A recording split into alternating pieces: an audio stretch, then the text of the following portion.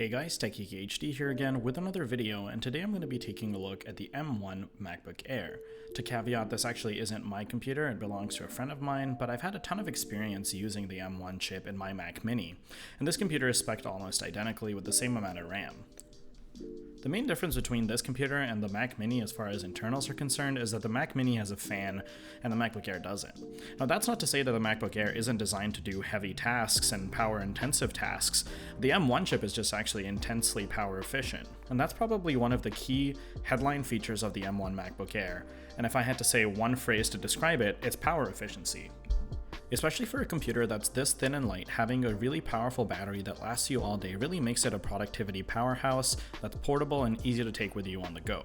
One of the things that I've always liked about the MacBook Air is its compact size that doesn't actually sacrifice screen real estate all that much.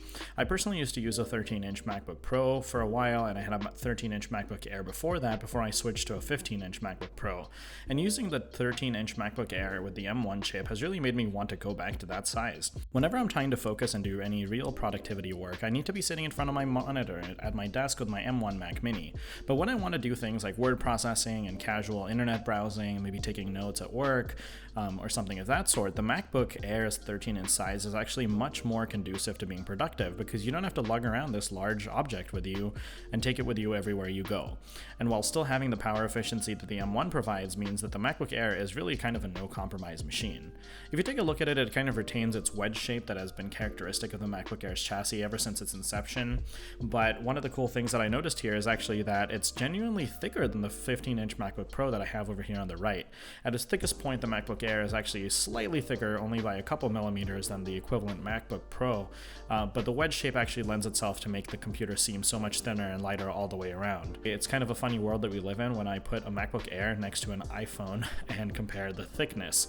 The MacBook Air and the iPhone are actually not that far apart, with a lot of the girth actually coming in at the feet of the MacBook. One of the things I really love about the MacBook Air is its portability, and I think that that's really what's led it to become one of Apple's most successful computers. It's one of the things that you can take with you pretty much anywhere, and now with the sort of improved power efficiency and the performance with the extended battery life and the capabilities of the M1, it really feels like kind of a no-compromise machine.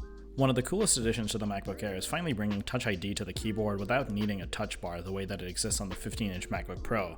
Touch ID on the MacBook has been really game-changing for me, and it's really made things like making purchases and ordering food from like Uber Eats or DoorDash.com super easy for me, and I like to authorize purchases using Apple Pay and Touch ID on my computer all the time.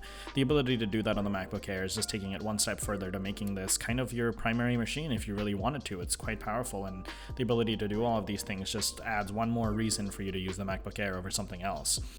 Outside of that, like I mentioned before, the computer is extremely powerful. We've all heard a lot about the successes of the M1, but as you can see here, just opening up app after app after app, one after another, the MacBook Air is almost instantaneous in the way that it sort of launches these things. And we're not just talking about simple applications like Notes, and this computer will run Adobe software, including software that hasn't been rewritten for the ARM chip yet through the translation layer, faster than I've seen it run on native 64-bit machines. And that's one of the things that I just cannot believe that Apple is able to do so insanely well. This computer is so ungodly fast for the price that it comes at that I can see myself using it as my primary machine, just putting it in my backpack and taking it with me everywhere.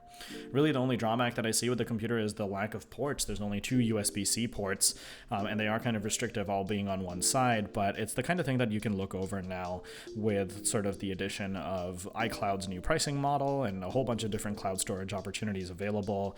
Also, features like AirDrop that are built into macOS and iOS make transferring files between computers really easy.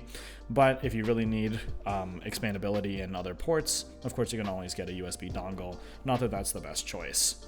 But to start to come to a conclusion for this video, the way that I would kind of describe this machine is power efficient. I know I've said that phrase quite a few times in this video, but I really want to send that point home. The computer is really small and lightweight, which really does make it an anywhere machine. I can see myself taking this in a car if I'm sitting in the back seat, if I have a long Uber ride and I want to finish up an email, or I can see myself using this in an economy seat on a plane. Like, it's just small enough that I can take with me anywhere, but I feel like I'm not really compromising on the power of what I'm able to do. I can edit photos in Lightroom, I can watch videos, videos, and the battery runs forever, which is really awesome. Funnily enough, the speakers are actually also pretty nice. While small, they do have kind of a full sound, and this is the kind of thing that I've noticed from my own MacBook Pro as well, that Apple has been weirdly good at. And so that's it, the M1 MacBook Air, the perfect portable productivity machine. Thank you so much for watching this video. I hope you enjoyed it. If you did, please remember to leave the video a like, and I'll catch you guys in the next one. Peace.